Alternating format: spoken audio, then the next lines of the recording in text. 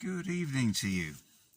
I just was sitting in my car now, and just before I pulled up, I'm just waiting for my wife to get the shopping. And I was having some random thoughts today about our ex-Prime Minister Boris Johnson. And those of you that are in the UK will know that Boris Johnson is up before a committee of MPs, having to give account of himself and his conduct during the whole COVID situation, and how he apparently breached the rules of lockdown. Rules, of course, that he actually put in place himself.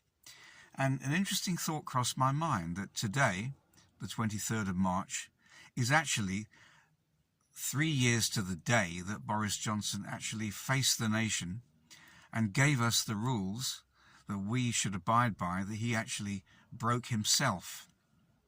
And I was thinking about the way that philosophers come up with things, and the way that things are placed in Scripture. And it's quite interesting. There's a quote here from Plato, which I want to share with you. It says here, "The rulers of the state are the only persons who ought to have the privilege of lying, either at home or abroad. They may be allowed to lie for the good of the state." And quite a different take, isn't it, on what the Scripture says.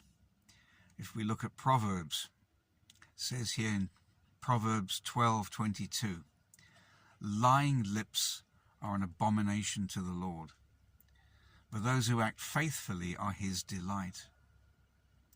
Proverbs 10:9, "Whoever walks in integrity walks securely, but he who makes his ways crooked will be found out."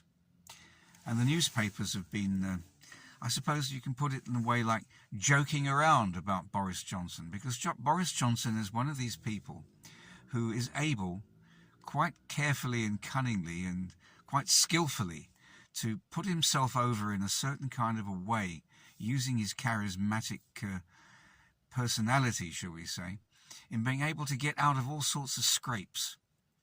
I was watching just a little snippet of his reaction to the MPs that were calling him out as a liar, and he was quite angry. And of course, we're going to see in the near future whether this man actually does survive or whether he doesn't. I wouldn't be surprised, actually, that he does actually survive and come back again as Prime Minister. And it just crosses my mind, doesn't it, how these people can get away with anything. And they will want to get away with anything in order to retain power, to keep power, to gain power.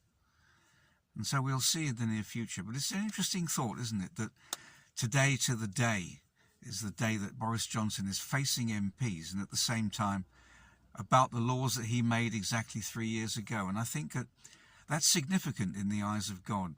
In his wisdom, certainly enables us to keep a track of things. And God keeps a track of things, doesn't he, by dates.